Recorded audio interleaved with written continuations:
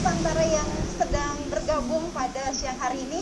Sebelum kita mulai, saya minta izin dulu Bapak Ibu untuk melepas masker sambil terus menjaga protokol kesehatan, karena saya sekarang sedang sendirian nih Bapak Ibu, ada di ruangan kelas kita, ruangan kelas yang sangat spesial yang akan terus dihadirkan dari pelajaran 1 sampai 6. Baiklah, selamat datang Bapak dan Ibu guru dari seluruh Nusantara yang semangat belajar. Siang hari ini saya juga bersemangat sekali Bapak Ibu, karena inilah webinar pertama yang merupakan bagian dari Sinkronus pelajaran pertama program guru belajar dan berbagi seri semangat guru kemampuan non teknis dalam adaptasi teknologi. Nah, saya juga sudah melihat nih Bapak dan Ibu guru sudah banyak yang bergabung. Wah, dari seluruh kota di Indonesia, dari seluruh Nusantara, terima kasih telah menyempatkan diri dari sela-sela kesibukan Bapak dan Ibu. Kita sama-sama belajar di sini, kita sama-sama untuk menuntut ilmu, dan ini adalah acara yang memang kami tunggu-tunggu, karena dari sekian rangkaian seri semangat guru kemampuan non teknis dalam adaptasi teknologi, ini adalah webinar yang pertama dan ini adalah pelajaran yang pertama, yaitu resilience, tangguh dan teknologi. Baiklah, Bapak dan Ibu yang sudah mendaftar dan juga sangat menantikan kelas ini, di sini kita akan banyak berlatih dan juga mempelajari hal-hal yang terkait dengan kemampuan non teknis alias soft skill. Dan saya senang sekali dan merasa terhormat sekali pada siang hari ini. Nama saya Vena Anissa. Saya yang akan memandu Bapak dan Ibu selama 6 pelajaran, dari pelajaran pertama hingga pelajaran yang terakhir, insya Allah selama 6 minggu ke depan. Dan berada di kelas ini yang memang direkayasa secara khusus. Kelas ini sebagai bocoran adalah kelas 3D loh Bapak Ibu, karena ini kan kelas teknologi dan juga soft skill kan, jadi semuanya berhubungan dengan teknologi, berhubungan dengan kemampuan non teknis. Dan kemampuan non teknisnya seperti Bapak Ibu bisa lihat di sini kan ada 4C, jadi critical thinking, communication, creativity, dan juga collaboration. Berpikir kritis, berkomunikasi, berkreativitas, dan juga berkolaborasi. Izinkanlah saya sekarang untuk menyampaikan susunan acara kita pada siang hari ini, dan saya juga masih melihat nih Bapak dan Ibu dari seluruh Nusantara, selamat bergabung, senang sekali kita bisa ada di sini semua ya Bapak Ibu ya. Susunan acara pada webinar kita kali ini adalah pembukaan, kemudian kita akan berdoa bersama, kemudian kita akan menyanyikan lagu kebangsaan Indonesia Raya, kemudian ada training yang nantinya akan dibawakan oleh Bapak Adi Respati. Training hari ini adalah resilience, kemampuan ketangguhan dan juga teknologi. Kemudian kita mempunyai bincang inspirasi bersama Najwa Shihab mengenai asyiknya belajar. Nah, kita sama-sama belajar, bukan cuma murid aja yang belajar, guru juga, semuanya sama-sama belajar, orang tua juga. Dan juga ada tips praktis bersama Firza Dawi. Nah, yang spesial untuk Bapak dan Ibu seluruh Nusantara yang semangat belajar, yang hari ini telah bergabung bersama kami secara live webinar. Saya ingatkan kembali, hari ini adalah tanggal 30 Juni 2021 jam 1. Nah, jika Bapak dan Ibu menyaksikan ini secara live, maka nanti di sepanjang acara ini ada beberapa kuis yang bisa Bapak dan Ibu. Nah, sekarang bagaimana dengan Bapak dan Ibu yang melihat webinar ini untuk rekaman? Bapak Ibu, kalau ini sudah dalam bentuk rekaman, berarti udah nggak bisa ikutan lagi kuisnya. Tapi kan ada hadiahnya, ilmu pengetahuan yang tidak ternilai harganya. Baiklah, ayo kita semangat sekarang. Dan Bapak Ibu perlu diketahui bahwa program guru belajar dan berbagi seri semangat guru kemampuan non teknis dalam adaptasi teknologi ini adalah pelatihan untuk meningkatkan kompetensi kemampuan non teknis sebagai pendukung teknologi yang sekarang digunakan dalam kegiatan belajar dan belajar. Jadi silakan juga Bapak dan Ibu untuk membagikan keseruan, pengalaman, dan juga apapun juga yang Bapak Ibu ingin ceritakan di pelatihan ini melalui sosial media Bapak dan Ibu, membangkitkan dan juga menyebarkan semangat pelimbasan semuanya dengan hashtagnya, yaitu ini dia, hashtagnya belajar semangat mulia. Silahkan mau ada di sosial media manapun juga, Bapak Ibu juga yang sudah bergabung di kelompok belajar sudah punya Twibbon kan, dengan profil masing-masing dengan grafis-grafis yang menarik. Nah itu disebarkan di sosial media dengan hashtag semangat belajar guru. Semangat belajar semangat guru, hashtag belajar semangat guru ya. Saya tadi agak kesulitan sedikit.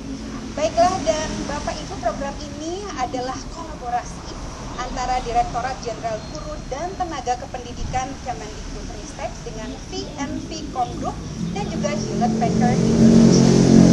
Baiklah, sekarang Bapak dan Ibu guru dari seluruh Nusantara yang semangat belajar, bersyukur kita kepada Tuhan Yang Maha Kuasa, karena hanya dengan rahmat-Nya lah kita diberikan kenikmatan, sehat walafiat sampai hari ini.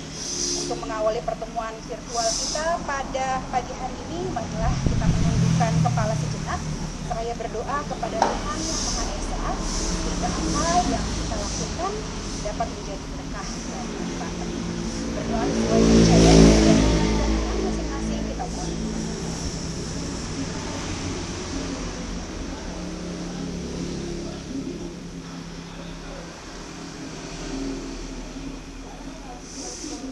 Alamin, semoga harap dan pinta kita dikabulkan dan diberikan kelancaran oleh Tuhan.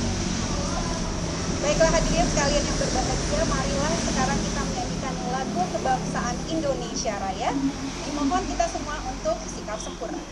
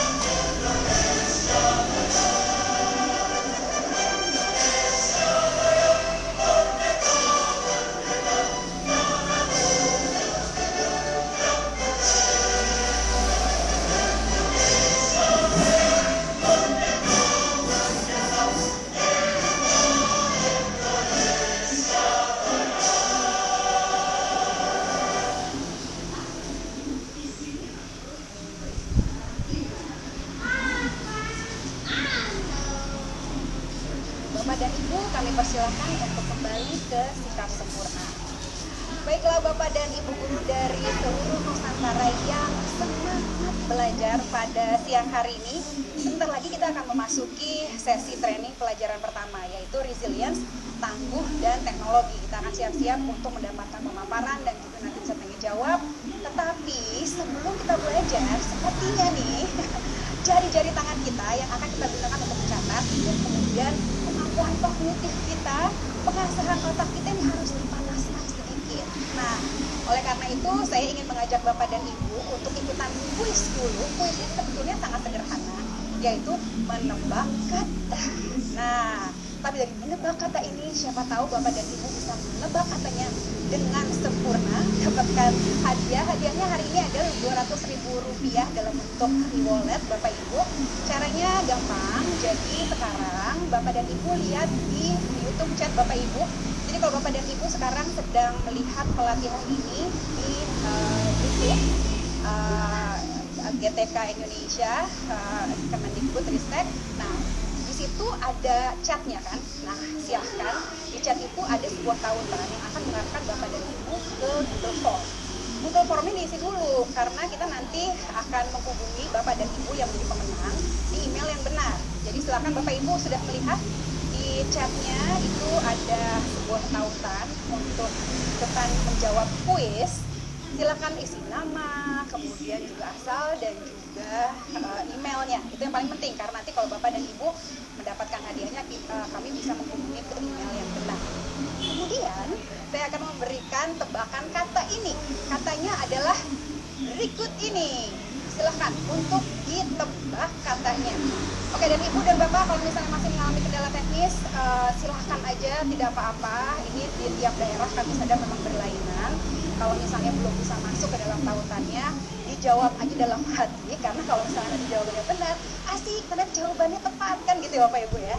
Oke, ini adalah pertanyaannya. Pertanyaan ada sebuah kata yang silahkan diulangi. Apakah kata ini? Kata ini sangat bermakna karena sering sekali saya sebutkan dari awal sampai sekarang ya. Ini adalah nafas kita, ini adalah niat kita yang mempersatukan kita di sini nih Ibu, Bapak. Jadi apakah kata ini? Baiklah, saya kasih kesempatan Bapak dan Ibu kemudian juga untuk menebak kata itu apa. Jangan lupa diklik tautannya. Dan ternyata sudah ada pemenangnya dan Bapak dan Ibu yang ternyata masih masuk tiba-tiba kok ada pemenangnya. Ya, memang itulah yang namanya keberuntungan ya Bapak Ibu ya. Dan apakah Bapak dan Ibu yang sudah berhasil untuk mengisi punya jawaban yang benar? Saya berikan dulu jawaban yang benar. Jawaban yang benar adalah ini dia. Semangat. Semangatlah yang mempersatukan kita pada siang hari ini. Semangat belajar, semangat untuk saling berkolaborasi demi pendidikan Indonesia. Dan ternyata saya sudah mendapatkan pemenangnya. Saya suka mendapat bisikan nih Bapak dan Ibu karena saya cuma sendirian ini. Bapak Zamroni Yahya, SDN Pulungan dari Sidoarjo. Congratulations Bapak. Oke, cuma satu pemenang Bapak dan Ibu. Oke, ini memang keberuntungan ternyata diraih oleh Sidoarjo kali ini. Tapi tenang aja, karena masih ada beberapa kuis yang akan kami berikan di sela-sela belajar kita kali ini, supaya Bapak Ibu ada sedikit pengasahan otak dan juga ada hiburan nih Bapak Ibu ya, karena yang namanya belajar kan harus mengasyikkan. Baiklah kalau gitu, congratulations, selamat kepada Bapak Zamroni dari Sidoarjo. Dan sekarang kita akan menuju ke trainingnya. Kita akan langsung belajar nih di pelajaran pertama. Ini adalah sinkronus dari pelajaran yang pertama, yaitu resilience, tangguh dan teknologi. Bapak mendengarkan dan melihat pemaparan nanti akan disampaikan oleh Bapak Adi Resmani. Bapak Ibu bisa langsung bertanya, silahkan langsung ketik pertanyaan Bapak dan Ibu di kolom chat di YouTube. Jadi Bapak Ibu langsung aja bisa bertanya. Nanti setelah ada pemaparan, kami akan memilih pertanyaan dari Bapak Ibu untuk dijawab langsung oleh Bapak Adi Resmani. Oke, gimana, kita sudah siap belajar? Ini saya juga melihat banyak yang baru datang nih. Oke, kalau Bapak Ibu belum terlambat sama sekali karena pelajarannya baru akan dimulai. Nanti kalau ada yang terlambat dan juga ada yang miss gitu ya, ada yang terlewat, ini semua direkam dan nantinya bisa ditonton kembali di asinkronus pelajaran 1, resilience, tangguh dan teknologi. Baiklah, kita belajar bersama, kita mulai. Inilah resilience, tangguh dan teknologi bersama Bapak Adi Respati. Selamat belajar Bapak Ibu. Yuk kita belajar bersama sekarang.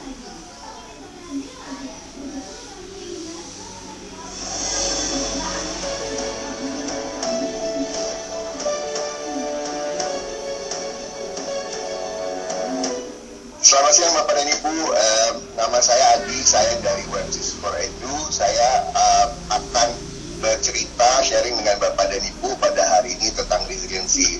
Saya minta izin untuk share screen-nya Bapak dan Ibu. Bapak dan Ibu, perkenalkan, nama saya Adi Respati, saya dari Websis for Edu. Di Websis for Edu saya adalah Head of Program. Sedikit perkenalan tentang Websis for Edu. Websis for Edu itu adalah konsultan adopsi teknologi. Sekolah-sekolah yang ingin mengadopsi teknologi untuk pendidikan biasanya kami dampingi.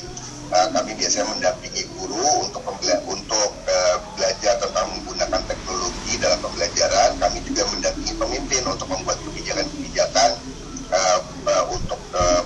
untuk adopsi teknologi.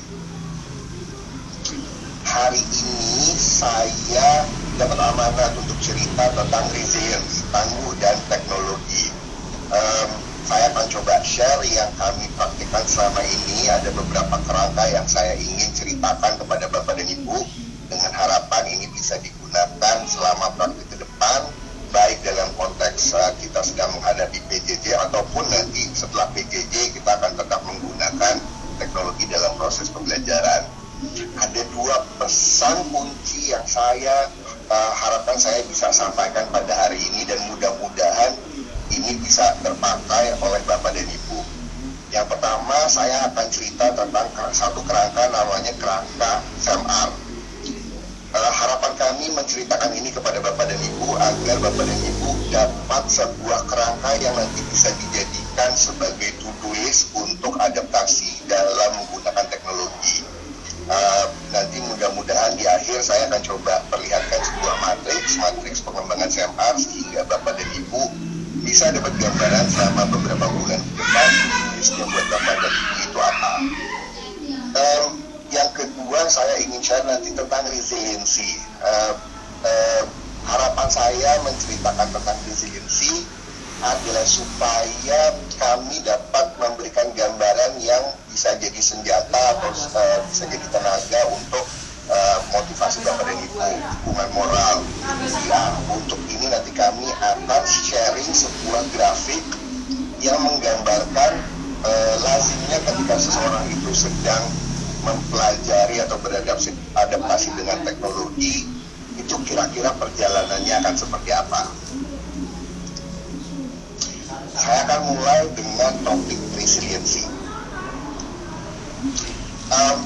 Saya akan ambil sebuah penjelasan tentang resiliensi.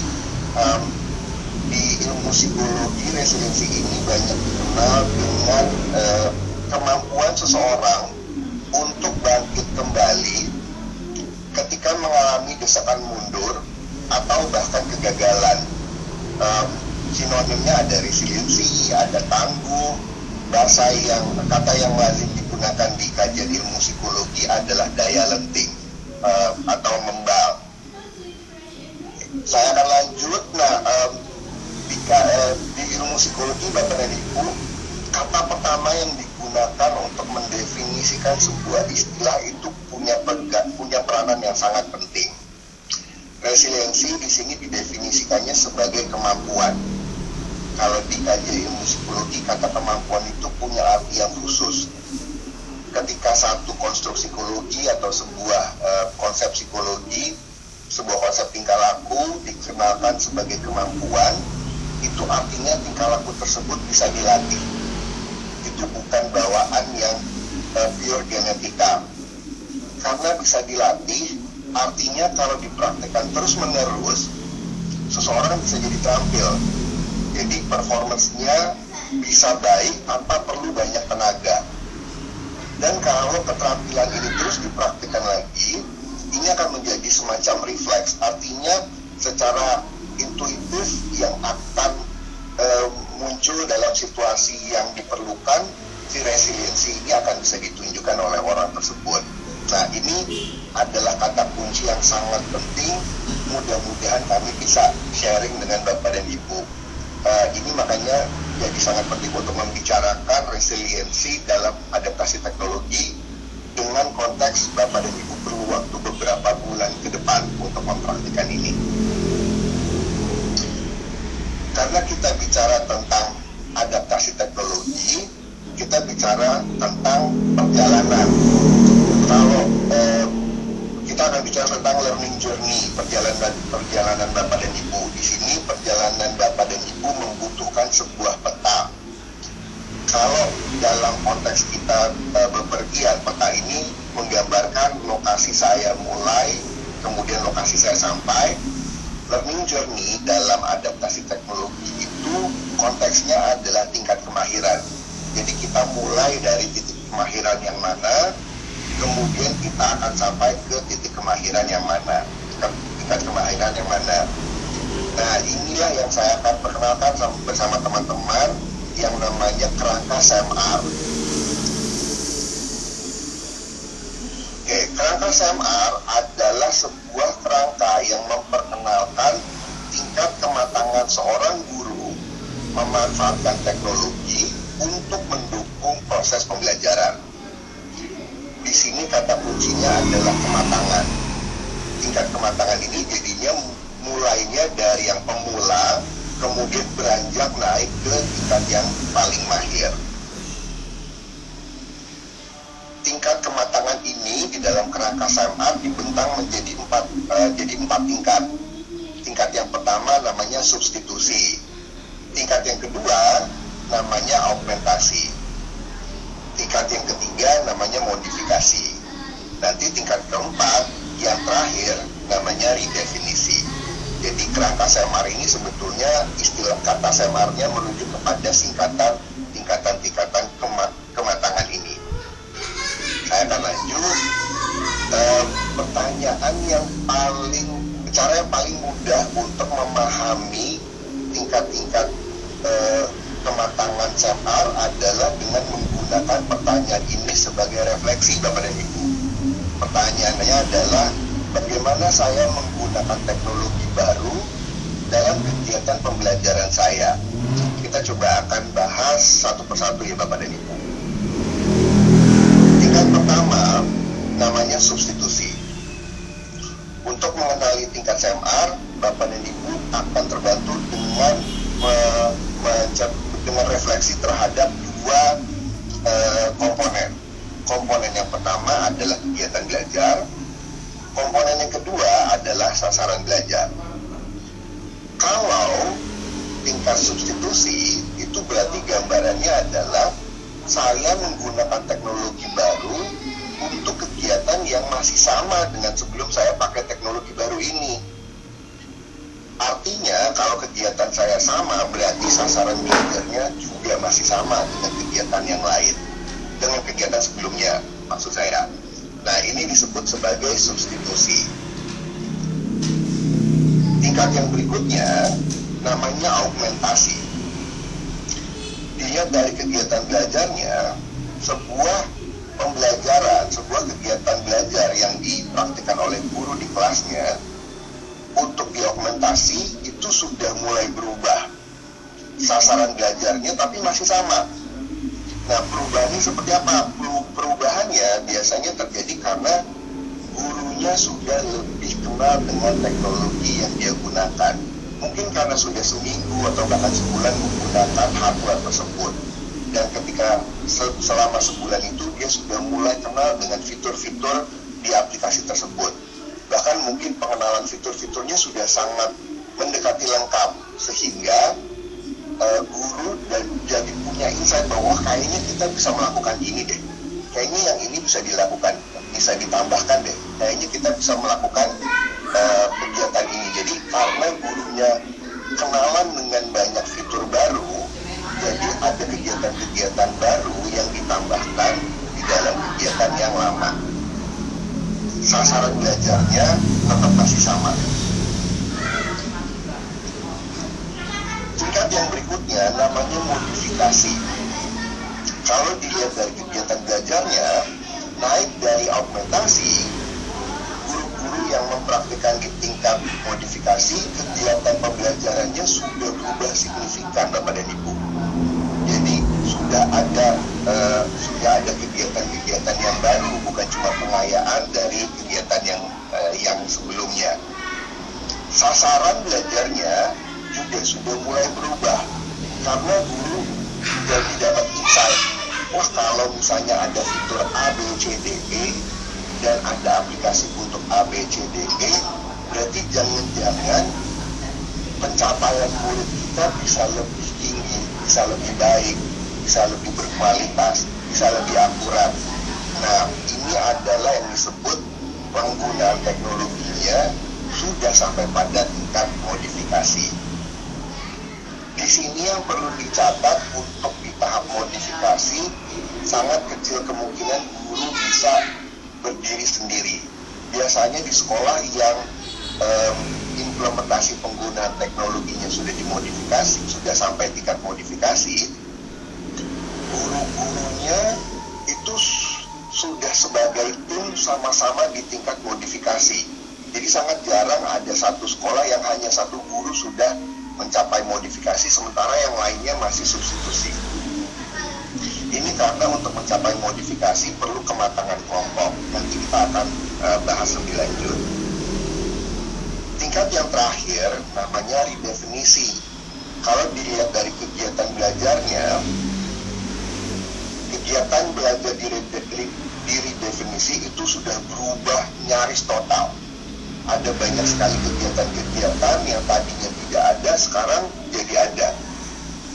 Ini makanya disebut sebagai perubahan yang sifatnya mendekati transformasional.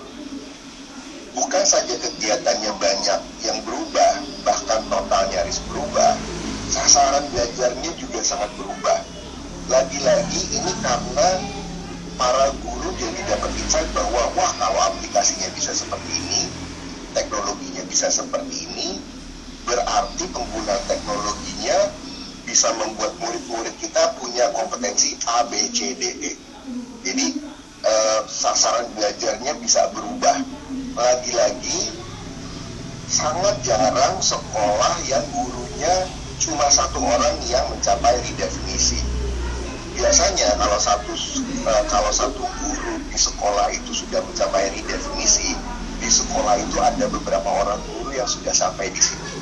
Kenapa? Karena untuk mencapai redefinisi dan tadi juga modifikasi, butuh sekali dukungan kebijakan dari pimpinan sekolah.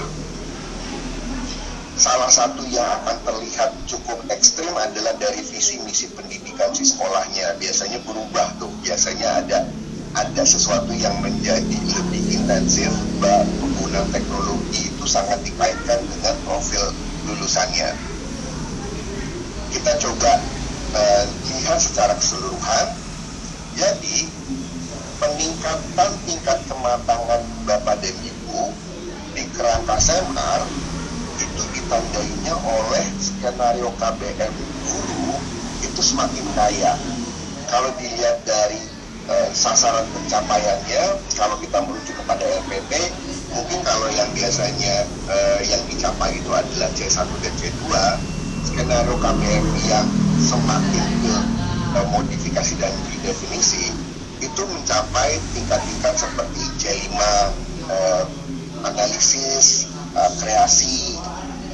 Jadi jangan kecil hati karena kematangan adaptasi teknologi berdasarkan kerangka SMR itu tidak ditandai dengan teknologi yang makin canggih. Seberapapun canggihnya teknologi yang diadopsi oleh sebuah sekolah, oleh satu orang guru, itu tidak akan otomatis membuat Bapak dan Ibu ada di tingkat M dan A. Yang membuat Bapak dan Ibu ke tingkat yang berikutnya adalah kalau skenario KBM-nya semakin kaya. Saya akan coba cerita berdasarkan dua ilustrasi penggunaan aplikasi. Misalnya penggunaan aplikasi video meeting. Salah satu contohnya adalah Google Meet.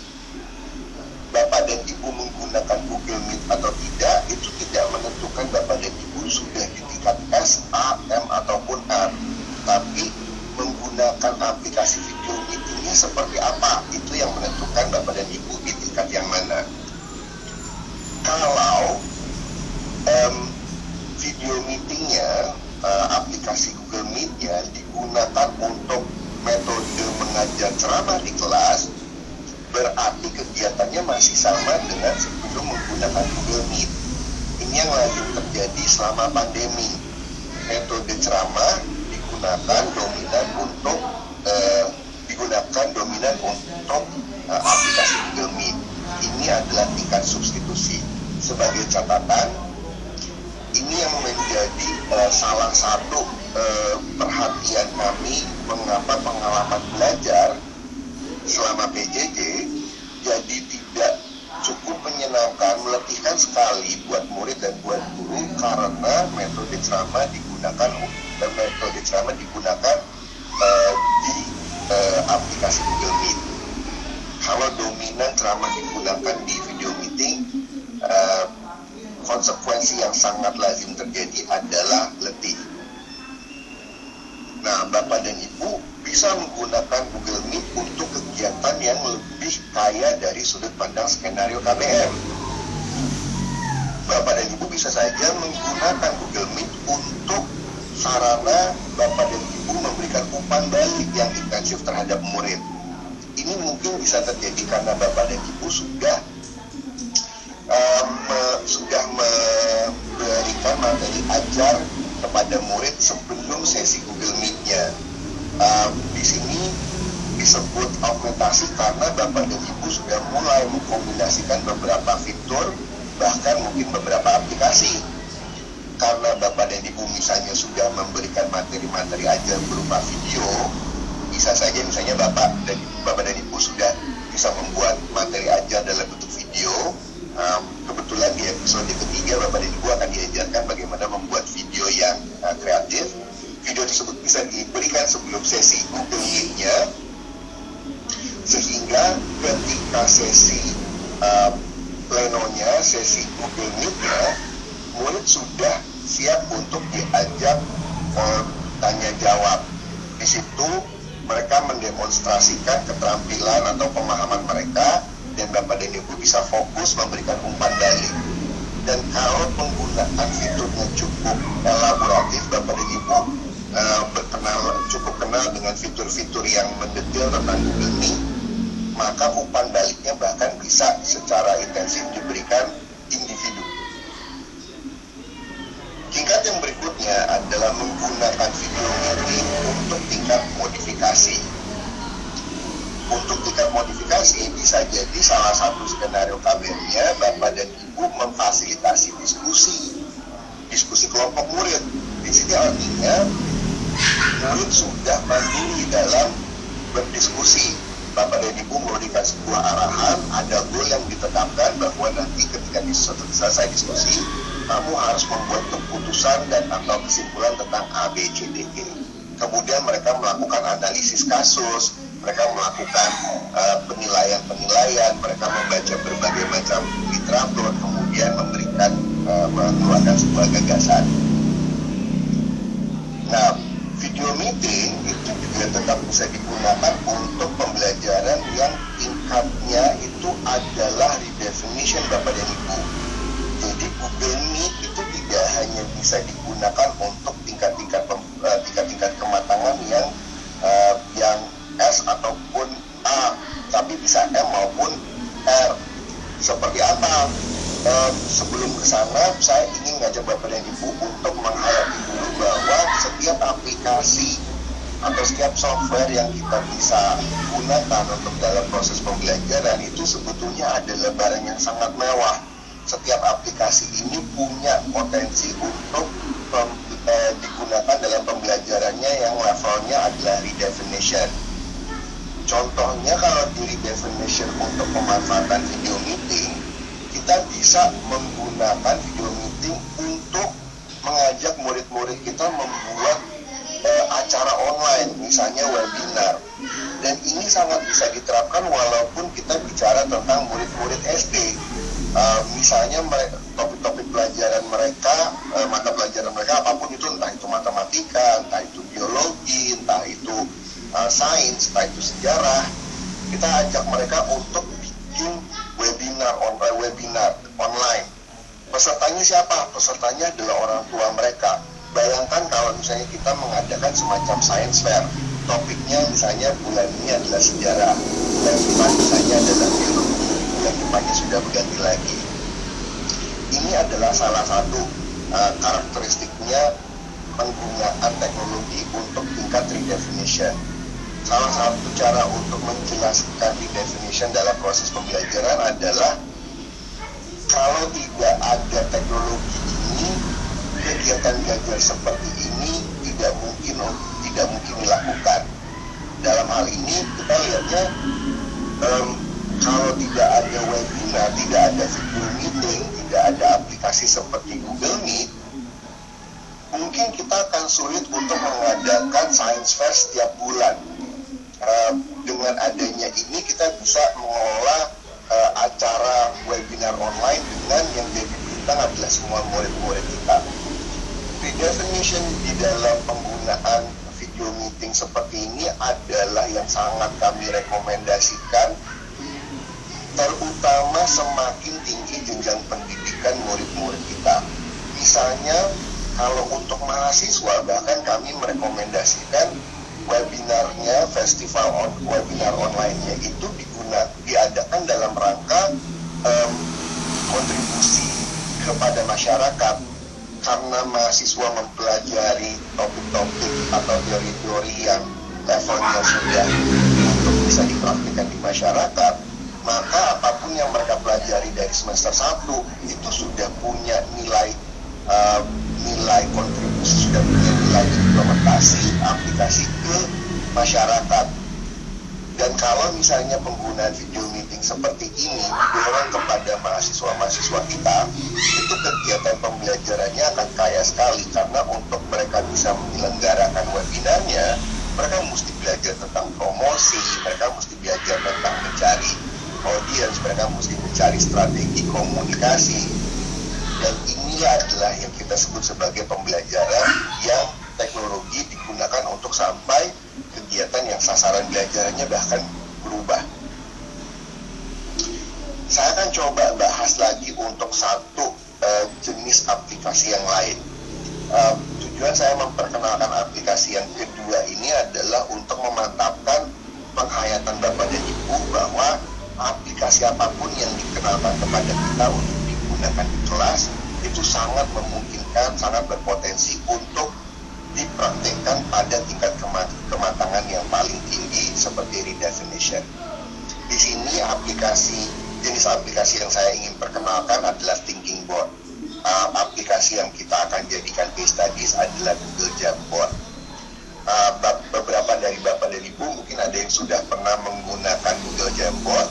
Google Jamboard ini adalah aplikasi untuk brainstorming. Kita diberikan sebuah papan digital yang kita bisa lihat di layar, kemudian kita bisa membubuhkan berbagai macam ide kita. Kita bisa menaruh sticky note, kita bisa menulis-nulis, kita bisa mengetik, kita bisa coret-coret seperti papan tulis, tapi jauh lebih interaktif. Kelebihan dari Thinking Board seperti Google Jamboard ini adalah kita bisa kolaborasi, artinya berpuluh-puluh orang yang sedang mengakses lewat device yang berbeda, di lokasi yang berbeda, selama terkoneksi di internet, mereka bisa kolaborasi.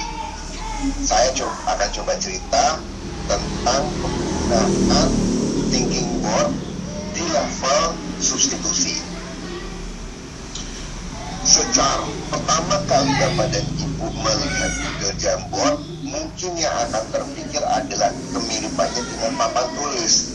Jadi godaan terbesar Bapak dan Ibu menggunakan Google Jamboard adalah untuk sesi tanya jawab.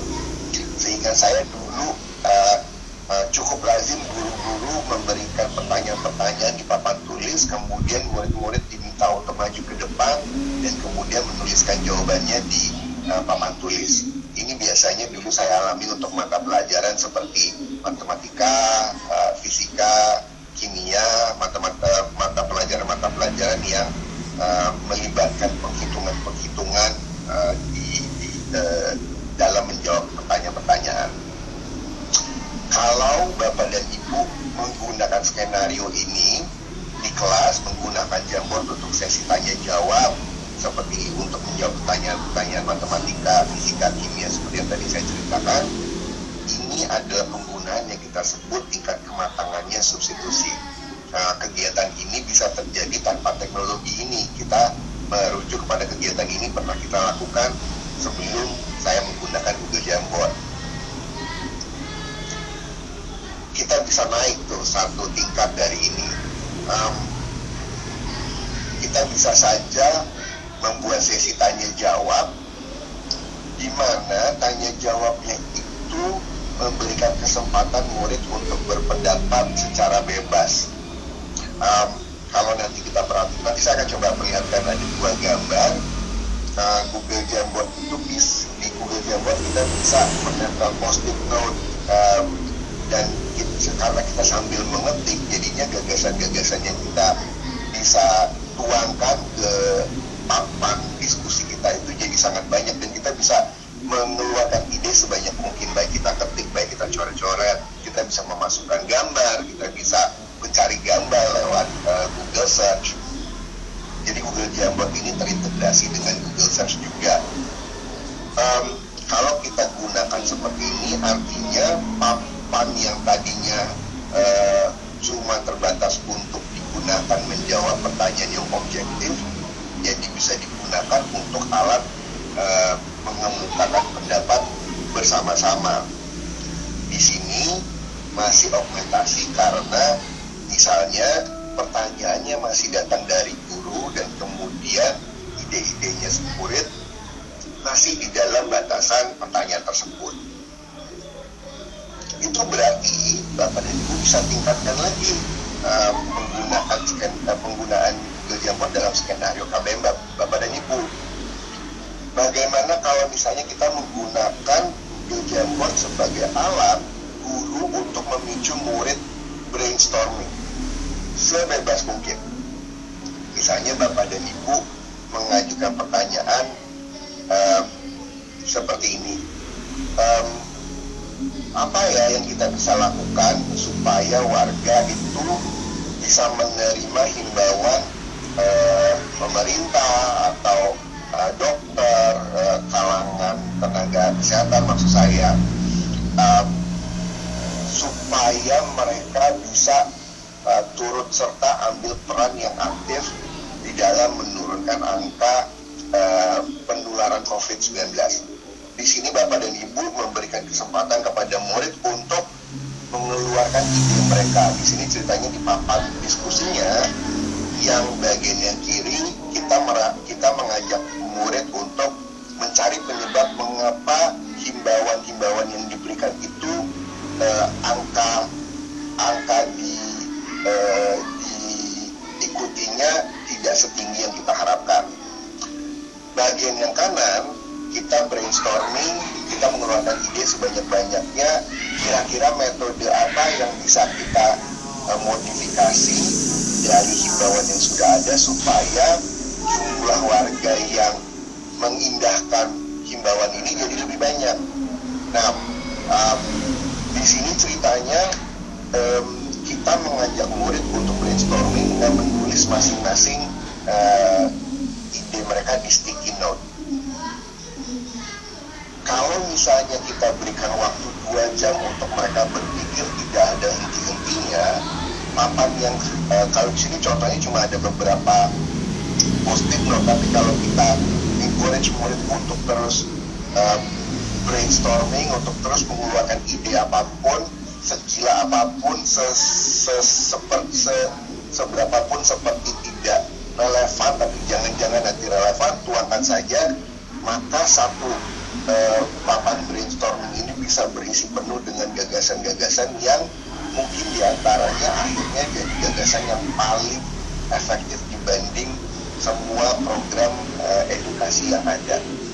Nah, ini berarti Bapak dan Ibu mengajak mereka untuk mengeluarkan semua pikiran mereka yang tadinya masih potensi menjadi sesuatu yang makin konkret.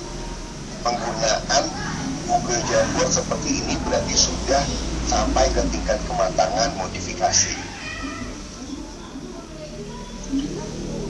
Seperti apa yang definition?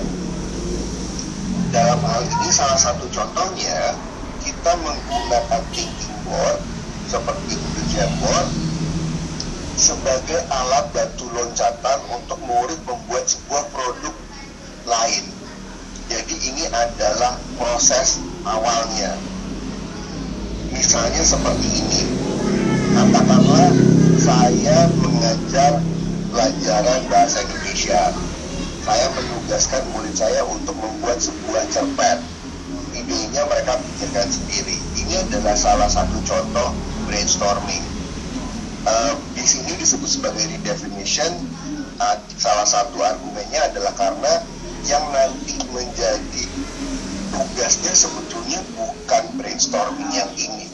Yang menjadi tugas utamanya, yang menjadi hidangan utamanya si murid, yang menjadi tugas yang nanti menunjukkan murid mendemonstrasikan pemahamannya terhadap materi yang sedang diajarkan, adalah cerpennya. Tapi untuk mendapatkan cerpen yang terbaik, si murid harus brainstorming sedalam-dalamnya, selebar-lebarnya. Mereka harus mencari ide tentang karakter utamanya. Mereka harus mencari ide tentang alur ceritanya. Mereka mesti cari kira-kira ide utamanya apa. Di sini ceritanya sebagai ilustrasi, si murid mencoba untuk bercerita tentang Anom. Anom ceritanya menerbitkan komik online pertamanya. Nah, komiknya misalnya ceritanya tentang superhero baby. Di sini Bapak dan Ibu bisa lihat di sebelah kiri itu ada foto orang sedang duduk, rambutnya keriting. Ini adalah ceritanya adalah proses brainstormingnya si murid. Misalnya dia berpikir tentang satu karakter laki-laki umur 18 tahun namanya Anom. Anom tuh mukanya seperti apa ya? Saya ngebayangin dia rambutnya keriting, badannya kurus, cara berpakaiannya seperti ini, senang pakai celana jeans. Ide-ide tentang tokohnya secara visual dia tuangkan ke dalam papan brainstorming ini. Kemudian dia juga menuliskan siapa saja di tokoh-tokoh yang ada di dalam cerpennya. Kalau saya harus bercerita ini dalam misalnya 4 halaman A4, kira-kira tokoh yang bisa saya kembangkan dan saya eksplor untuk berinteraksi dengan Anom siapa lagi ya. Kemudian dia mesti cerita tentang Anom. Anom ini seperti apa ya keunikannya. Jadi misalnya Anom ini mengidolakan beberapa tokoh komik. Misalnya ada 2 tokoh komik namanya Clayton Henry dan Jim Lee. Dia juga ngefans dengan komik-komik wayangnya era Kosasih, supaya si murid ini dapat gambaran orang Anom ini mengidolakan ketiga tokoh ini seperti apa. Anom kemudian cari di Google, kemudian mendapatkan foto-foto tentang foto-foto si komikus ini, kemudian mencantumkannya di Google Jamboard. Kemudian nanti kan si murid juga mesti menceritakan bagaimana Anom itu menggambar. Jadi dia kemudian cari alat gambar digital itu seperti apa ya. Oh ternyata ada grafik tablet. Dia cari grafik tablet di Google, kemudian dapat foto-fotonya, kemudian foto-fotonya dicantumkan di papan digital ini. Kemudian nanti ceritanya seperti apa, perkenalannya seperti apa, konfliknya seperti apa, resolusinya seperti apa. Anom cantumkan dengan brainstorming dengan menggunakan post-it note sebanyak mungkin. Ini adalah papan digitalnya si murid ini. Ini adalah harta karunia dia. Semua gagasan yang mentah dia masukkan dulu ke sini, karena untuk mendapatkan cerpen yang terbaik, semua gagasannya harus keluar dulu, kemudian nanti dia pilih mana gagasan yang terbaik. Penggunaan digital thinking buat seperti ini adalah salah satu contoh kita menggunakan aplikasi dalam pada tingkat redefinition.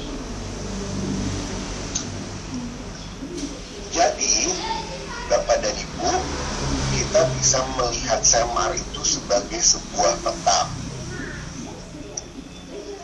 Sebagai layaknya sebuah peta, kita bisa melihat, kita bisa mendapatkan, kita bisa mempelajari, kita bisa melihat ada beberapa komponen di dalamnya. Yang pertama adalah ada titik kita mulai berangkat. Berarti ada titik juga yang menjadi tujuan. Dan dari titik berangkat sampai titik tujuan itu ada rutenya. Di peta kita juga bisa melihat kita punya sumber daya seperti apa. Kenapa saya ceritakan ini? Karena kalau melihat kerangka Semar, ini adalah sebuah perjalanan yang akan makan waktu buat Bapak dan Ibu. Ini kenapa kita bicara tentang resiliensi. Bapak dan Ibu perlu menyiapkan tenaga dan kemudian mengenali apa saja yang akan Bapak dan Ibu temui. Kalau saya analogikan kembali peta tadi sebagai kerangka Semar, jadi kurang lebih mungkin gambarnya seperti ini. Mungkin Bapak dan Ibu sekarang mulainya dari titik S. Mungkin Bapak dan Ibu bercita-cita nanti destinasinya adalah R. Berarti rutenya akan mulai dari S, kemudian ke A, kemudian ke M, kemudian ke R.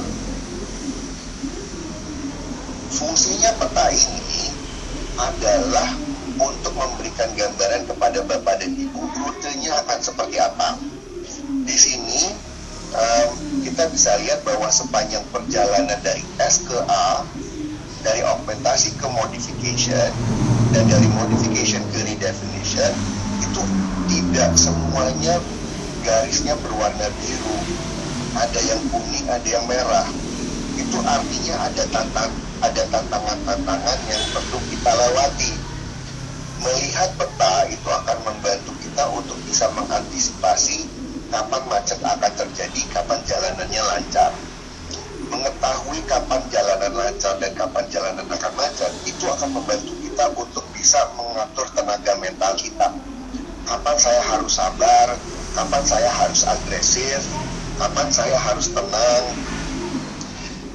Kita bisa menggunakan kerangka SEMAR sebagai peta kita, Bapak dan Ibu.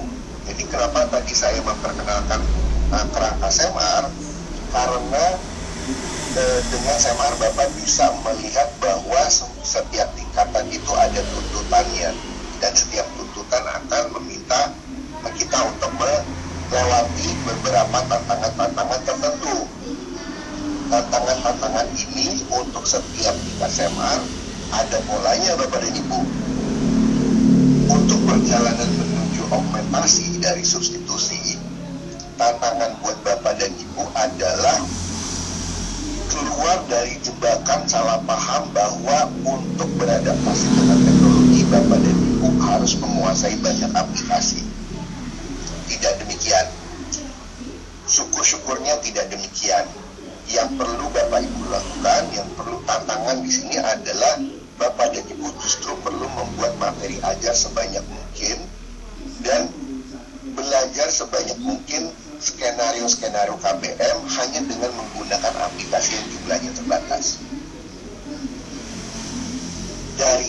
Dari augmentasi menuju modifikasi, tantangan Bapak dan Ibu adalah meningkatkan partisipasi murid.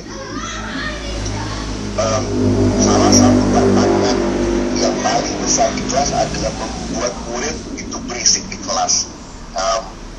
Kita perlu membuat murid itu excited dengan permintaan-permintaan untuk berpartisipasi.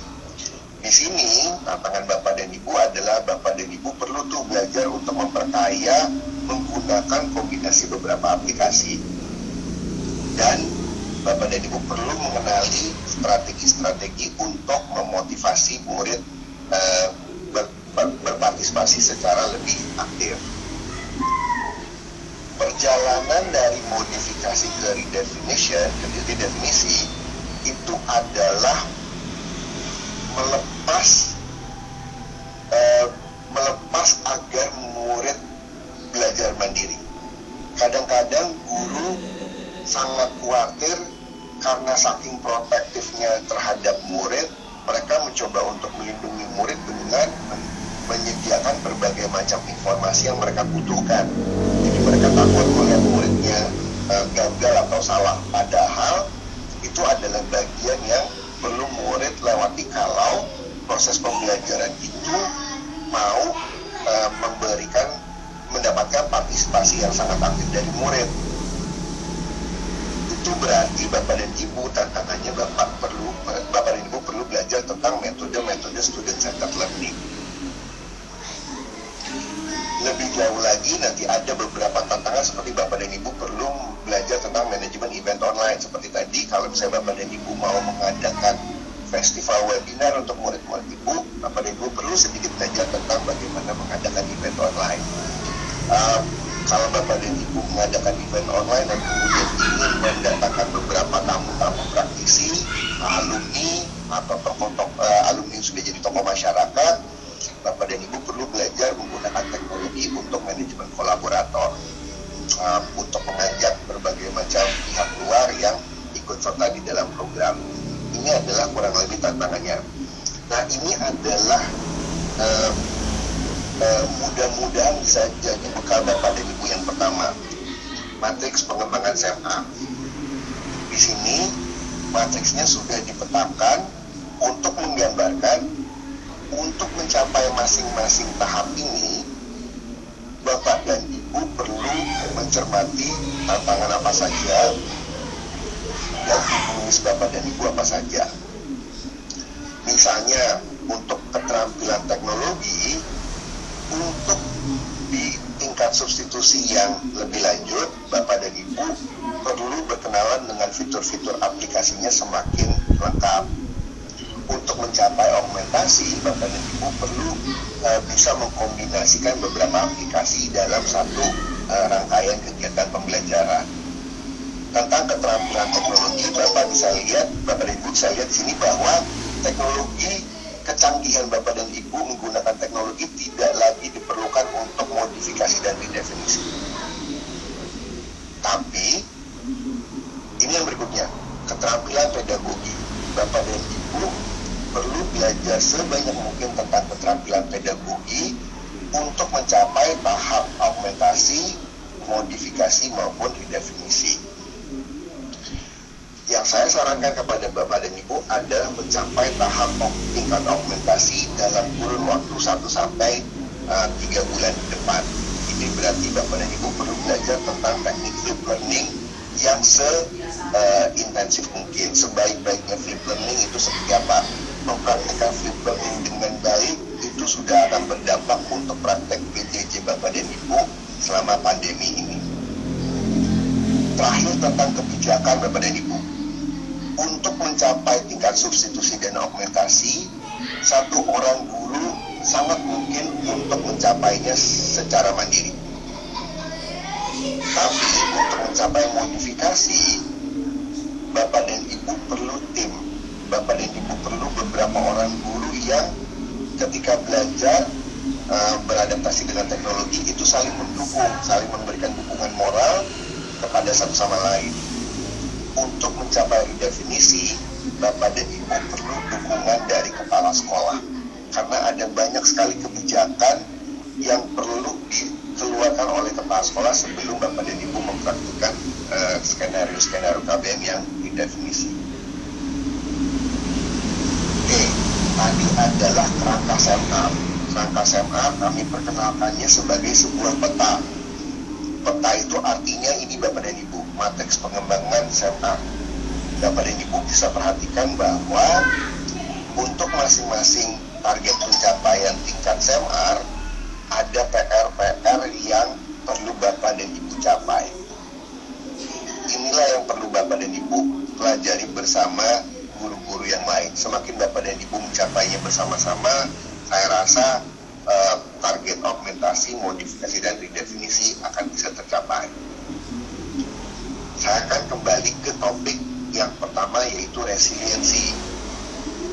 Saya akan kaitkan lagi topik resiliensi ini dengan SEMAR. Tadi kita melihat SEMAR sebagai peta. Seakan-akan Bapak dan Ibu untuk mencapai SEMAR itu gambarannya seperti ini. Grafik ini menggambarkan aksis vertikalnya itu adalah tingkat pencapaian SEMAR kita. Ada titik tingkat S, tingkat A, tingkat M, dan tingkat R. Aksis horizontalnya itu adalah kronologi waktu. Saya gambarkan di sini misalnya dalam kurun waktu 2 tahun sampai 3 tahun. Kita mulai dari bulan Juli. Ada 4 tingkat yang kita perlu capai. Ada S, ada A, ada M, dan ada R. Katakanlah S kita capai di bulan Agustus. Kemudian A berhasil dicapai di Desember, dan seterusnya. Seakan-akan pencapaian kita itu garis lurusnya sebegitu straight. Dari S ke A itu adalah satu tahap. Dari A ke M itu satu tahap. Mencapai M ke R itu seakan-akan satu tahap. Tapi pada kenyataannya tidak begitu Bapak dan Ibu. Kenyataannya seperti ini. Bapak dan Ibu akan melewati momen-momen di mana implementasinya terasa gagal, terasa berat. Bebannya itu sebegitu banyak sehingga sepertinya tidak terasa ada dampak apapun terjadi pada murid. Tapi akan ada momen-momen di mana praktik Bapak dan Ibu itu memberikan hasil yang signifikan atau hasil yang sedikit pun, tapi tetap ada hasilnya. Dan setiap titik di mana Bapak dan Ibu, setiap momen di mana Bapak dan Ibu dalam tanda kutip naik kelas dari S ke A, dari A dan M, dari M ke R, itu adalah titik-titik pencapaian yang signifikan. Ini kita sebut sebagai momen SMART tercapai. Oke. Kenapa resiliensi sangat penting dan kenapa kami tunjukkan hubungan dengan SMART? Karena untuk tangguh, untuk punya daya lenting yang kuat di dalam learning journey kita untuk mencapai misalnya tingkat redefinition, Bapak dan Ibu perlu ingat semua momen di mana Bapak dan Ibu praktek penggunaan teknologinya itu terasa ada dampak dan ada keberhasilan. Bapak dan Ibu perlu catat, perlu ingat momen-momen itu. Terutama ketika momen-momen di mana Bapak dan Ibu bisa merasakan bahwa wah nih saya sekarang berarti sudah bukan S lagi, saya sekarang sudah A. Oh saya sekarang bukan sudah A lagi, saya sudah M. Oh saya sekarang sudah bukan M lagi, saya sudah R. Bahkan ketika Bapak dan Ibu pertama kali menggunakan teknologi pun itu sudah perlu dirayakan. Misalnya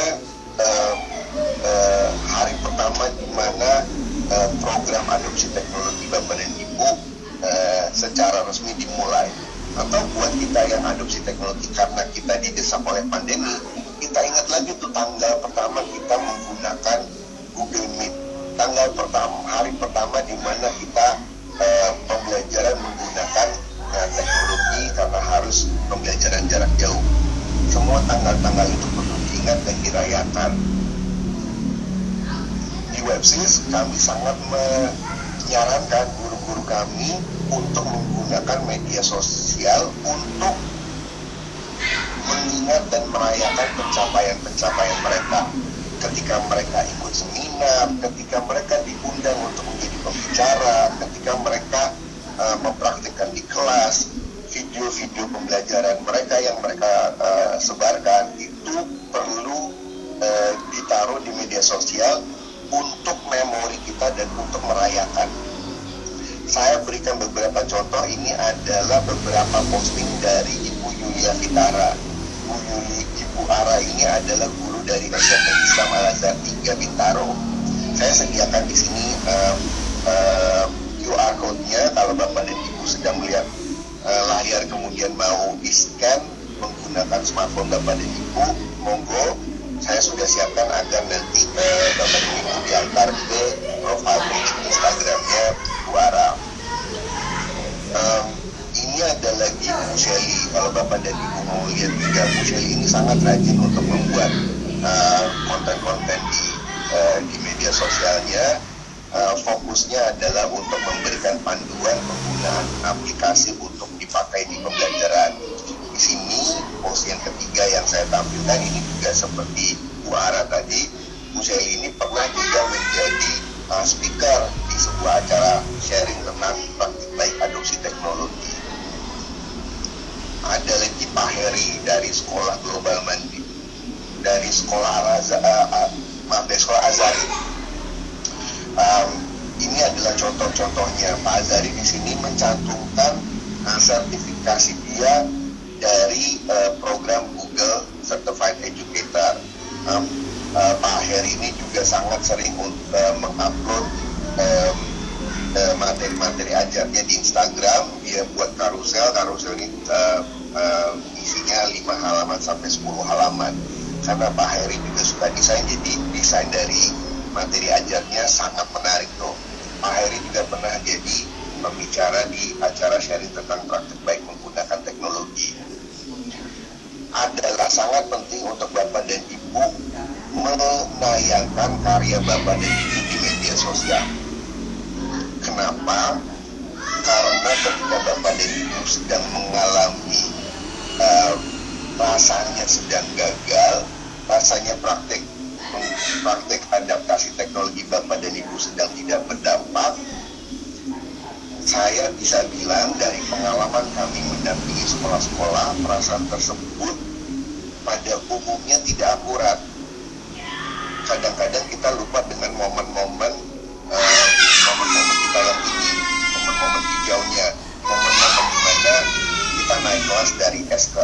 seterusnya. Itu makanya perlu dirayakan, dan dirayakan itu perubahannya itu makanya kita menaruhnya di media sosial. Sehingga ketika momen-momen ini datang, kita bisa lihat lagi, kita bisa tengok lagi media sosialnya kita seperti apa, media sosialnya kolega kita seperti apa. Kalau kita lihat ada kolega kita yang sedang patah arang, ingatkan mereka kembali dengan memperlihatkan media sosial mereka. Jadi media sosial ini adalah justru bahan yang sangat penting untuk resiliensi Bapak dan Ibu dalam adaptasi penggunaan teknologi. Nah, itulah kira-kira gambaran saya ini kenapa kami menghubungkan dulu kerangka SMR dengan resiliensi. Kerangka SMR kami kenalkan kepada Bapak dan Ibu agar Bapak dan Ibu dapat gambaran perjalanannya itu sebetulnya ada apa saja. Stasiun keretanya ada berapa, jaraknya berapa, tantangan untuk masing-masing mencapai stasiun kereta ini seperti apa. Ini makanya alat yang kami coba berikan kepada Bapak dan Ibu adalah matriks pengembangan SMR. Tapi kami juga mengerti bahwa sepanjang perjalanan Bapak dan Ibu mencapai stasiun-stasiun kereta ini akan ada tantangan-tantangannya.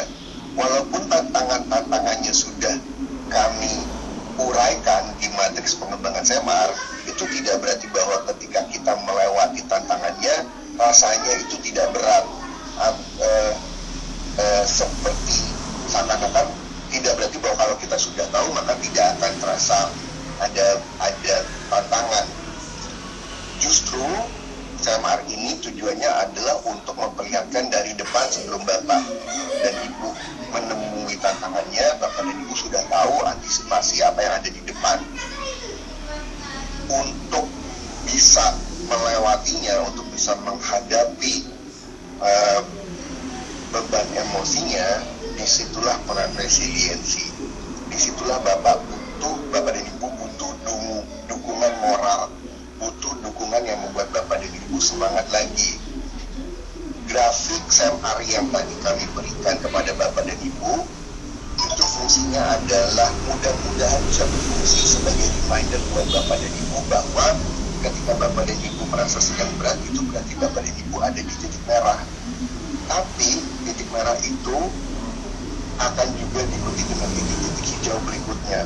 Selama Bapak dan Ibu konsisten, dan selama Bapak dan Ibu melakukan ini bersama tim Bapak dan Ibu, jangan sendirian, ajak paling tidak 5-6 orang untuk berjuang bersama Bapak dan Ibu. Maka kami sangat percaya, kami sudah lihat pengalaman di lapangan berulang-ulang kali, pencapaian SMR Bapak dan Ibu akan jauh. Bapak dan Ibu akan mencapai augmentasi, mencapai modifikasi, dan kami sangat optimis juga bisa mencapai tingkat definisi. Ini adalah akhir dari pemaparan saya. Atas nama tim Websis for Edu, kami sangat senang bisa bercerita dengan Bapak dan Ibu. Mudah-mudahan kita bisa ketemu lebih sering lagi. Kami bisa ditemui di sini. Sekian dari saya, terima kasih. Assalamualaikum warahmatullahi wabarakatuh. Saya kembalikan kembali ke panitia.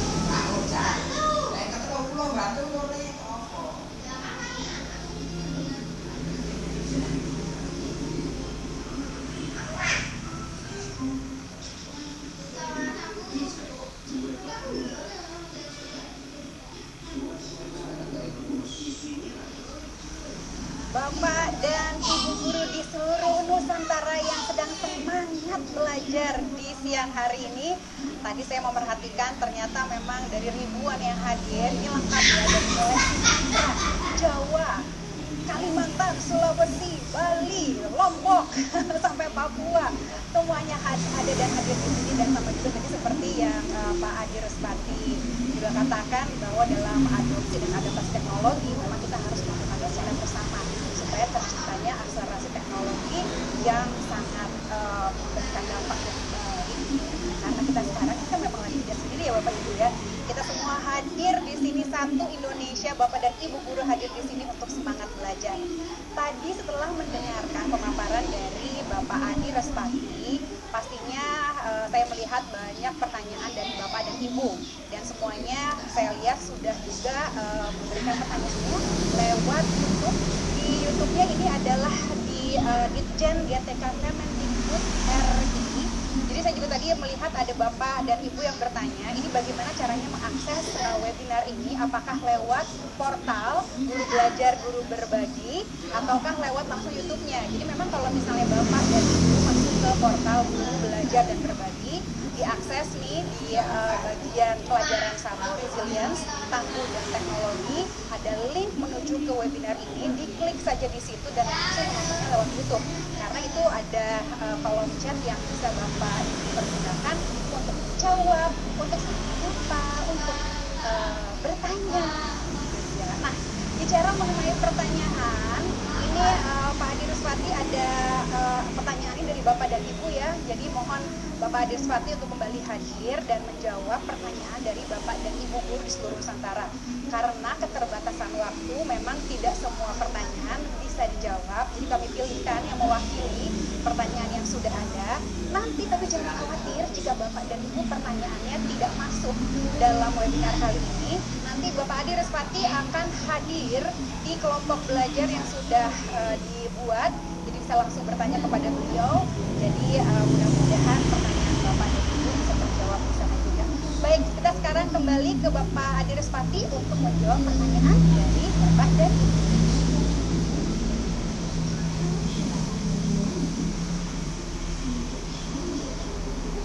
Halo Bapak dan Ibu, kita ketemu lagi. Bapak dan Ibu, saya dapat beberapa pertanyaan. Pertama, terima kasih sekali atas pertanyaan-pertanyaannya. Saya yakin ada banyak pertanyaan. Kita mudah-mudahan bisa berinteraksi lebih lanjut di grup ya. Kita akan ketemu lagi di grup. Oke, ada beberapa pertanyaan. Saya akan coba bacakan satu persatu dulu, kemudian saya akan jawab. Pertanyaan pertama kita dari Ibu Mariati di Klaten. Pertanyaannya adalah, Adi, bagaimana jika saya belum mendapatkan dukungan untuk menerapkan dan mendapatkan sarana teknologi untuk pembelajaran dari sekolah saya? Apakah cukup saya hanya belajar sendiri saja? Oke, saya coba konfirmasi pertanyaannya. Jadi Ibu Mariati sudah bersama guru-guru yang lain sudah diminta untuk PJJ, tapi dukungan dari ekosistem sekolah belum memadai.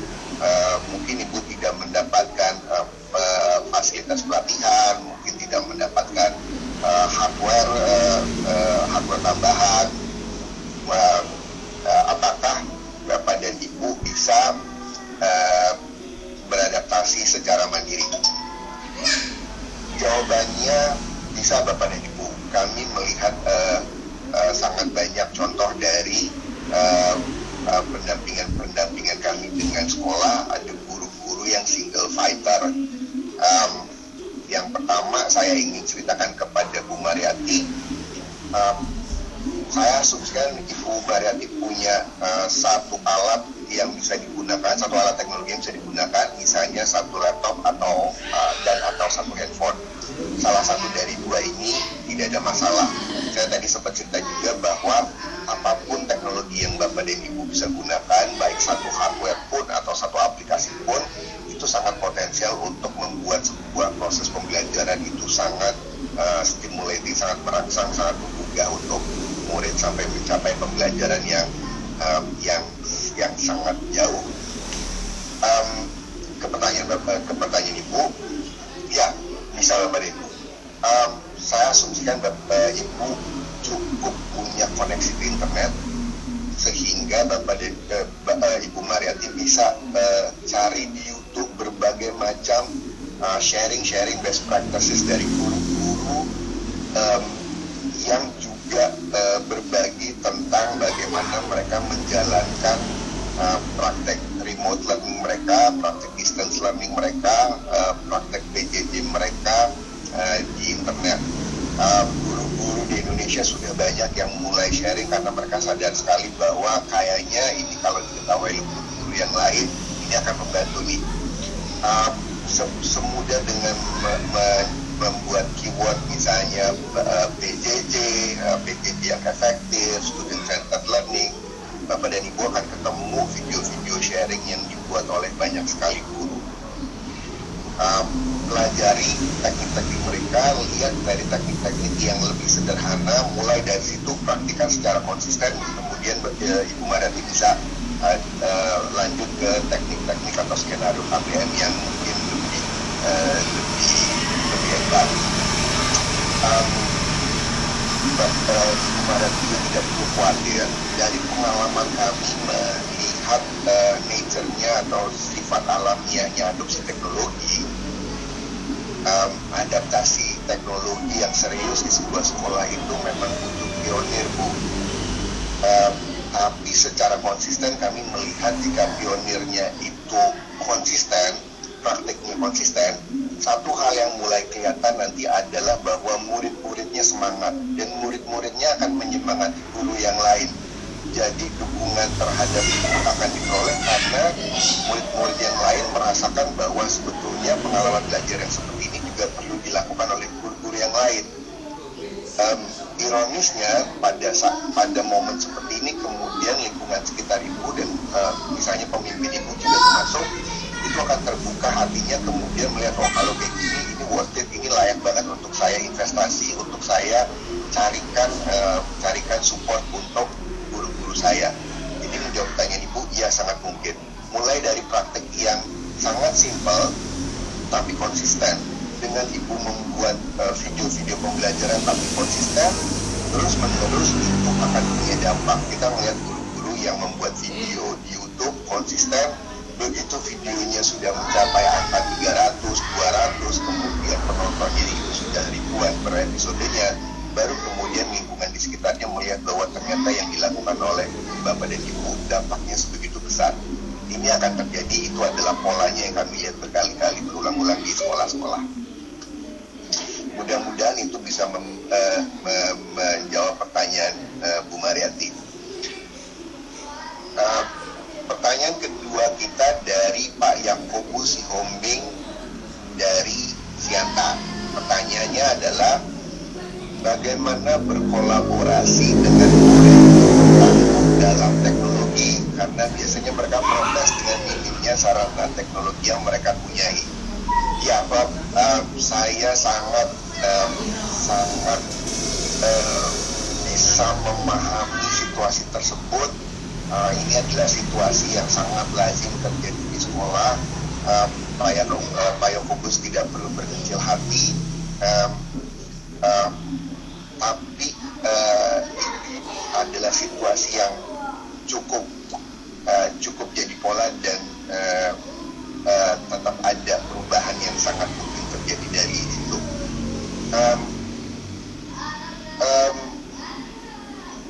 Berkolaborasi dengan murid untuk tangguh dalam menggunakan teknologi itu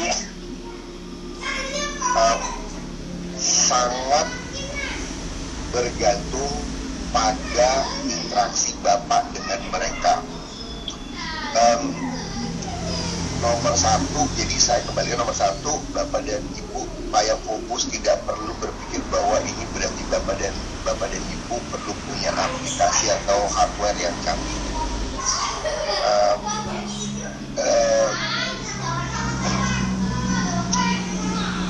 Di website kami punya sebuah kerangka namanya MBDR. MBDR itu singkatan dari materi, belajar, demonstrasi, dan perayaan. Saya akan coba ceritakan secara singkat apa itu MBDR. Bapak dan Ibu nanti bisa coba cari di YouTube channel kami. Saya rasa teman-teman dari website banyak yang menceritakan tentang MBDR lebih lanjut. MBDR ini singkatan dari materi, belajar, demonstrasi, dan perayaan. Ini kami rancang dari salah satu rumusan teori psikologi yang paling robust, yang paling kokoh. Dalam sebuah pembelajaran, Bapak dan Ibu perlu memberikan materi ajar digital yang siap untuk disajikan sebelum mereka ketemu Bapak dan Ibu.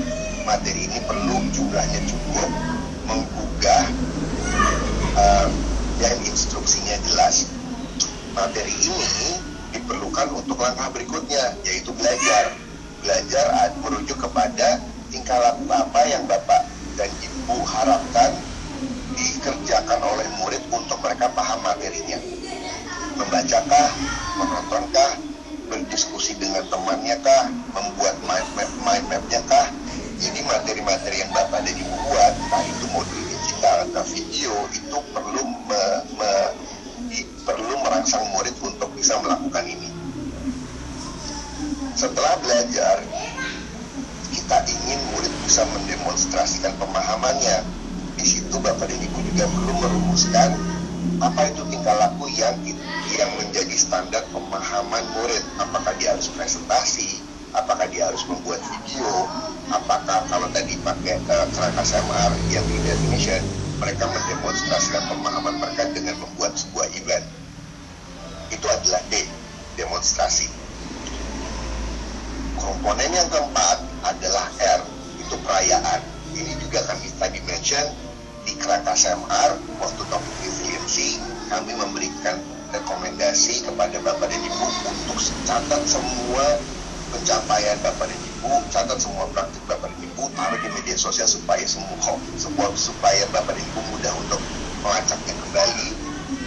Mungkin nanti Bapak dan Ibu ketemu situasi yang merah, yang discouraging gitu, yang sedang membuat Bapak dan Ibu patah arah.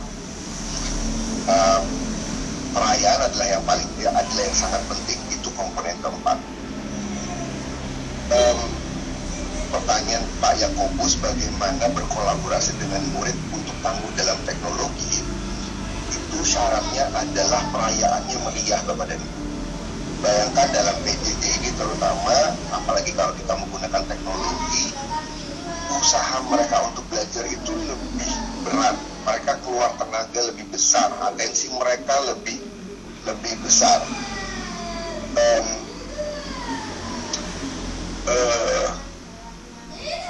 Dan untuk upaya yang sedemikian intensifnya, kita perlu merayakan bukan cuma hasilnya, tapi juga prosesnya. Jadi pertanyaan Bapak dan Ibu, Pak Yakobus, bagaimana berkolaborasi dengan murid untuk tangguh dalam menggunakan teknologi? Teknologinya lupakan dulu, tapi apapun yang mereka lakukan, apapun belajar yang mereka lakukan, apapun demonstrasi yang mereka lakukan, Bapak dan Ibu perlu bikin sebuah event yang merayakan upaya berproses dan hasilnya. Itu makanya tadi di salah satu skenario di definition yang kami perkenalkan itu adalah membuat event online Bapak dan Ibu. Kenapa membuat event online itu sangat penting? Karena dengan event online, murid-murid Bapak dan Ibu ketemu dengan audiens, dan apa yang mereka suguhkan kepada audiens itu akan mendapatkan penghargaan dari mereka.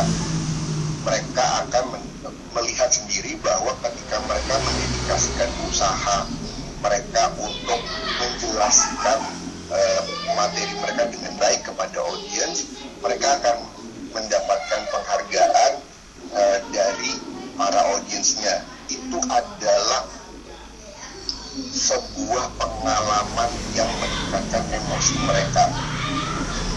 Kenapa perayaan sangat penting? Karena proses belajar itu selalu berputar-putar. Nanti Bapak dan Ibu akan memberikan materi baru dan menuntut mereka untuk belajar lagi, mendemonstrasikan lagi. Untuk mereka mau berusaha mengeluarkan usaha yang sebegitu intens tadi, mereka perlu ingat bahwa rasanya ketika mereka berhasil itu adalah keberhasilan mereka dirayakan, dihargai, diakui. Orang-orang yang memberikan pengakuan kepada mereka bisa audiens di webinar, bisa kepala sekolahnya, bisa gurunya, bisa tim gurunya, dan bisa orang tua mereka.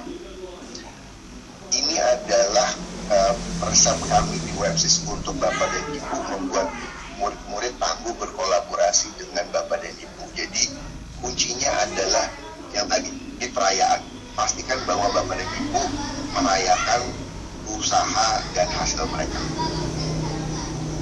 Mudah-mudahan itu menjawab pertanyaan Pak Yakobus. Pertanyaan kita yang ketiga adalah dari Ibu Lusti Listiawan dari Palu. Pertanyaannya adalah bagaimana cara untuk memilih teknologi yang tepat bagi kegiatan belajar mengajar. Nah, secara umum, Bapak dan Ibu perlu berkenalan dengan dua kategori aplikasi. Saya akan kesampingkan dulu hardware-nya apa. Saya mau fokus ke software dan atau aplikasi yang Bapak dan Ibu perlu bisa kenali. Ada dua kategori software atau aplikasi yang Bapak dan Ibu bisa jadikan senjata Bapak dan Ibu untuk adaptasi teknologi. Pertama adalah aplikasi-aplikasi untuk membuat konten. Misalnya aplikasi untuk membuat video, mengedit video, aplikasi untuk rekaman audio, untuk membuat podcast, untuk membuat blog, aplikasi untuk membuat mind map, aplikasi untuk brainstorming seperti Google Jamboard, aplikasi untuk membuat augmented reality, aplikasi untuk membuat virtual reality, aplikasi buku catatan digital, aplikasi untuk membuat presentasi, aplikasi untuk mengetik dokumen. Semua aplikasi untuk berkreasi, untuk membuat sebuah produk, itu adalah senjata tajam Bapak dan Ibu untuk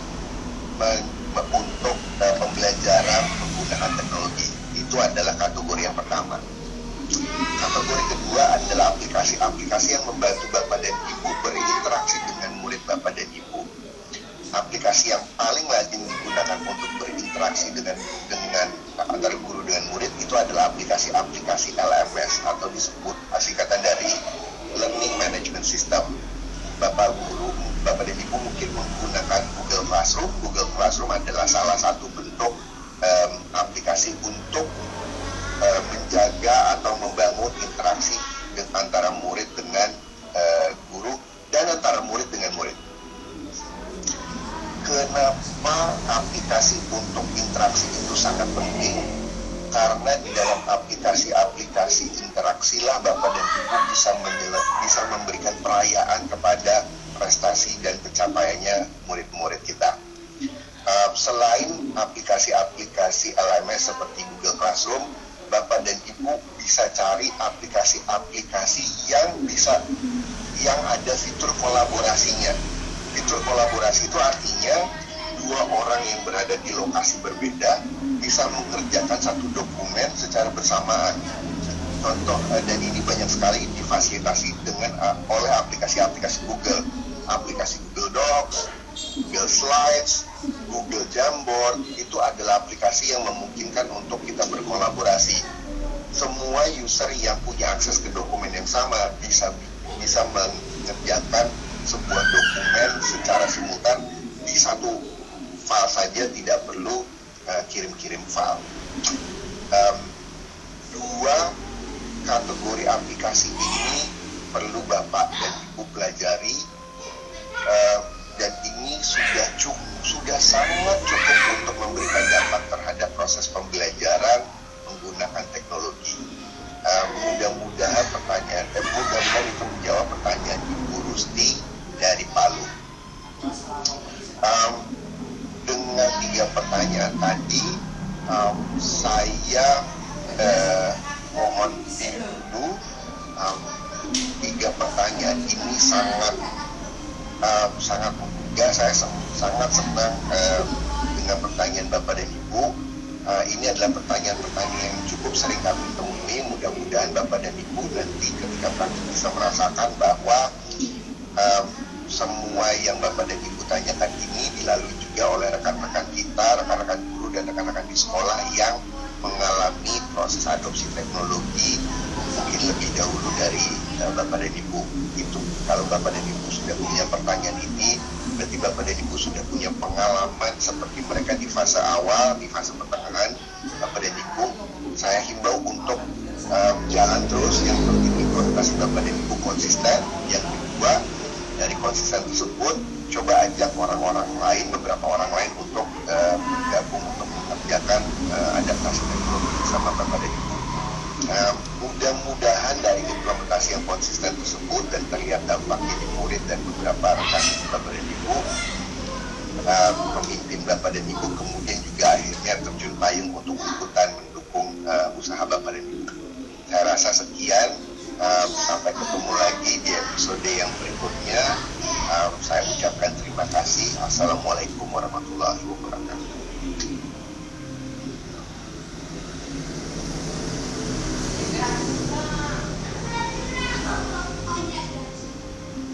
Nah, itulah pemaparan dan juga jawaban dari Bapak Adi Ruspati di kelas Resilience, Tangguh, dan Teknologi.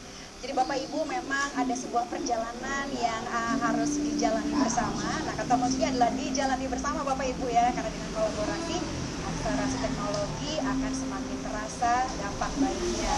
Dan pertanyaannya ada satu sih Bapak Ibu sebetulnya ya, bagaimana ketangguhan dalam teknologi ini dapat menciptakan sebuah pembelajaran yang mengasihkan. Ini kayaknya sebuah topik dan obrolan yang sangat seru. Nanti kita akan memasuki bincang inspirasi supaya kita lebih mengetahui bagaimana penerapan dan juga bagaimana konteks dari pelajaran yang telah diterima dalam kehidupan sehari-hari. Tapi sebelumnya saya tahu karena Bapak ingin fokus belajar, sepertinya juga ingin kuis lagi. Oke, kita akan kuis lagi Bapak Ibu sekarang ya. Kuisnya ini adalah berhubungan dengan sesuatu yang tadi sudah kita kemukakan bahwa kita itu harus berkolaborasi dan lain sebagainya. Ini ada hubungan, ini clue-nya nih untuk kuis kata kita kali ini dan masih tebak kata. Jadi Bapak dan Ibu yang sekarang sedang menyaksikan webinar ini secara live, sekali lagi saya akan memberikan tanggal hari ini ya. Hari ini adalah tanggal 30 Juni 2021. Sekarang adalah jam 2:40 menit ya, sekitar 2:40 menit. Jam berapa? Coba saya 2:38 menit ya, saya mendapatkan visinya 2:38 menit. Jika Bapak dan Ibu sedang melihat webinar ini secara live 30 Juni 2021 sekarang berarti bisa mengikuti kuis ini secara live. Berarti silakan langsung melihat ke YouTube chat Bapak dan Ibu, ada sebuah link di sana untuk menuju ke Google Form. Jadi silahkan untuk mengisi dulu nama, kemudian email, dan tunggu tebakan apa yang harus dilakukan nih di tebak kata ini, kemudian nanti bisa langsung diberikan jawabannya di Google Form tersebut. Baiklah, kita langsung aja. Ini adalah tebak kata kita di segmen ini. Silahkan kita bisa lihat tebak katanya. Wah, ini ada 3 blok ini ya. Saya kasih clue ya Bapak Ibu ya. Itu 2 bloknya, itu sebenarnya 1 kata tuh Bapak Ibu ya. Ini adalah sebuah anjuran untuk kita saling berkolaborasi, tapi dengan menanamkan sebuah nafas Indonesia, sebuah nilai yang sudah kita miliki sejak nenek moyang, ini sangat Indonesia sekali, dan inilah yang kita lakukan sekarang. Dan berikutnya sebetulnya kata itu ada di ruangan ini Bapak Ibu. Coba di ruangan itu ada kata itu. Kalau Bapak Ibu curi sekarang ya, ingin iseng-iseng mana katanya.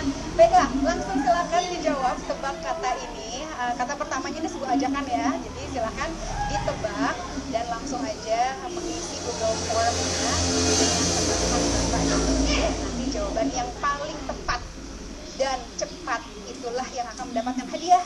Hadiahnya untuk ikutan webinar live pada siang hari ini adalah Rp200.000 dalam bentuk e-wallet.